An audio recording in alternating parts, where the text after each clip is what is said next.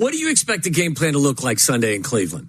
I mean, look, if you're doing this practically and you're doing this sensibly, you spend a lot of time on Monday, Tuesday, getting your heads together as a coaching staff and saying, what are Justin's gifts, right? And what does he do best? Okay, now let's marry those up with things in our playbook that we know he's comfortable with. And I think you heard some of it from Matt today. It's the process of trying to go back through training camp, find the concepts and the plays that you can tell he understands, right, and that allow him to play fast.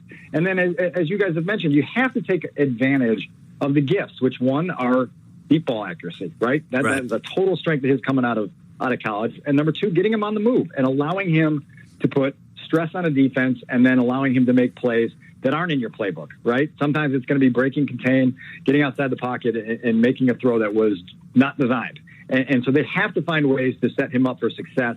I think we all sort of worry, based on what we've seen the last 3 years, that that's not going to happen to a high enough degree. Isn't it silly that after 2 full years of dealing with that with Mitch, that's still a worry? Like, you know what I mean? Like, this is a veteran coaching staff now, Dan. I mean, this isn't Matt Nagy in his first year. Like, he always says he tries to figure out the whys, right? That's one of his favorite, but he hasn't figured out any of the whys offensively.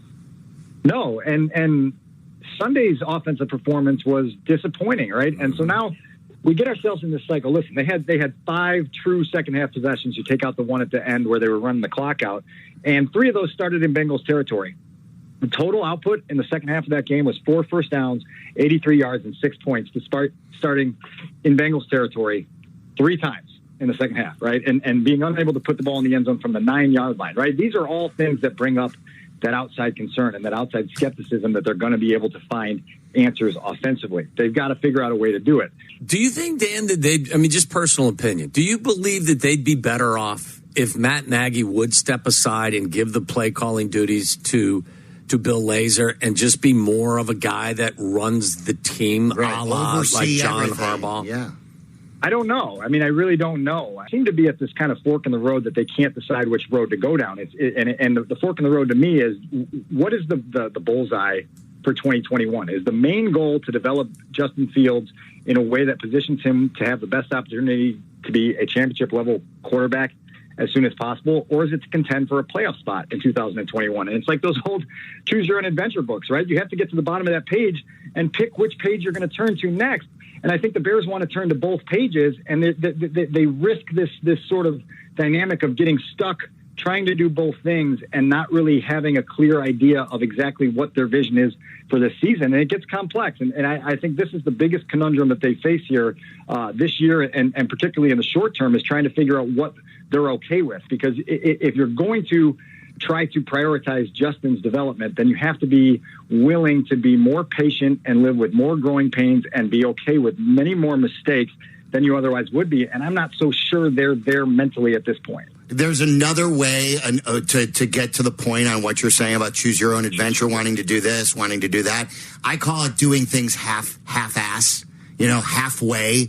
And I don't think you can accomplish anything by doing things halfway like that. What bothers me, Dan, the most, I will admit that Dalton will probably run the offense today better. He knows what he sees. He's a professional quarterback. He's never been a bad quarterback. But I also believe that A, Fields won't get ruined, and B, if he's good, and B, I want Fields to get all the resources put into him. I don't want him missing reps in practice. I don't want him preparing as just the backup and all of a sudden artificially putting all these resources into Andy. For what? What's the point of that? Let's go through the growing pains to get to the greatness with Fields. What's the point of running with Dalton right now? So this is a great question, and you're a great member of the target audience, because with what your stated preference is there, are you okay living with a bumpier, ultimately more entertaining version of 7-10, 6-11 this year, if it ultimately positions you for better success up the road? Are you okay with that? Yes, 1,000%. Okay. So now you have to convince your brethren in the Bears masses to jump on that same bandwagon as you, and then you have to convince a coaching staff that fears for its job security to get on that bandwagon as well. And this is why I was talking to you guys back as early as the early summer about the lack of clarity inside the building on what this year is all about and what Matt Nagy has to do to retain the trust of the guys above him. That's Ryan Pace, that's Ted Phillips, that's George McCaskey, obviously. And so when you don't have clarity on whether the bullseye is winning 10 games and earning a playoff spot, or if it's more so, look, we identified our quarterback of the future. We're grooming our quarterback of the future. By week 18, if he looks like he is absolutely our quarterback of the future, that should be a success no matter what the win-loss column says. That is where this lack of clarity creates all this confusion and all this sort of angst because you don't have a target. You don't have a bullseye to hit. And that's where this thing gets a little bit weird. It is the destination on the map. It's the greatest point of this entire conversation. We can zoom in and look, but the zoom out. This is why this situation is so effed up, in my opinion. Correct. Because you knew that there was a chance heading into this draft, despite signing Andy Dalton to the free agent contract in March.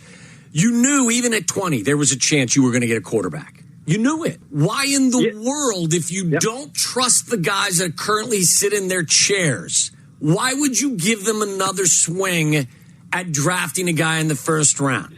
If you don't believe in the coach or the coach is on the hot seat, you've already answered your question. You got the wrong guy because you're going to entrust that person into developing another first-round quarterback that you may have to give up other draft currency for, which is what they did. The circle of suck, I've called it. I was just going to say, Sylvie has a word for this or a phrase for this. It's called the circle of suck. And look, this harkens back to things that we talked about last December.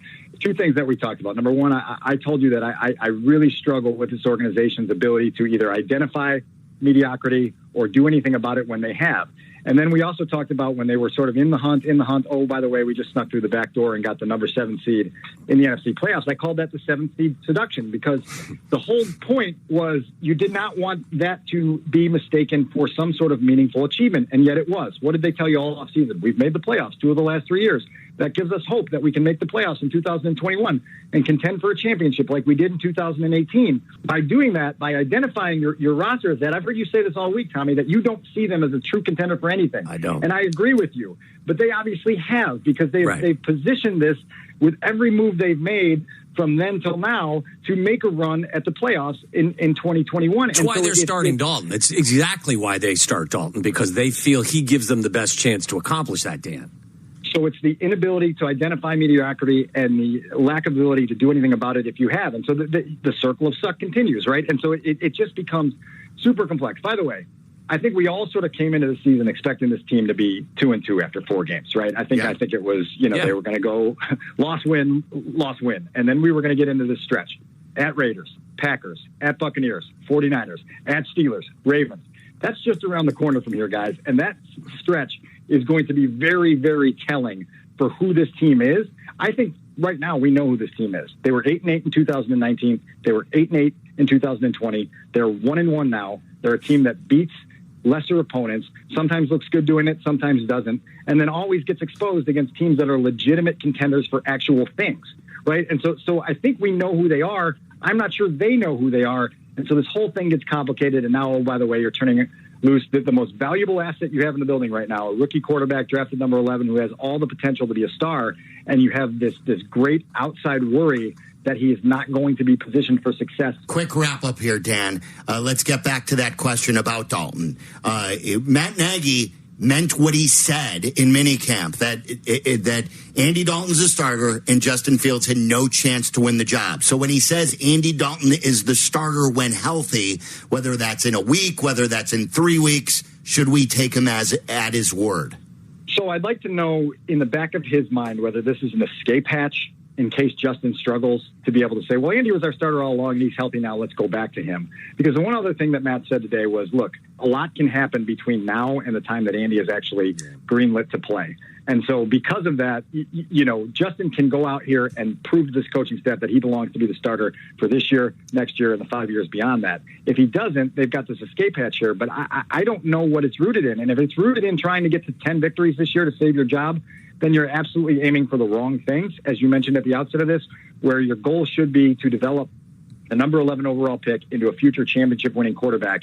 And if you're trying to get Andy Dalton to play winning football so that you can win 10 games and get knocked out in the wild card round, then you're misguided with your approach. Good stuff, Dan. Thanks, Thank Dan. you.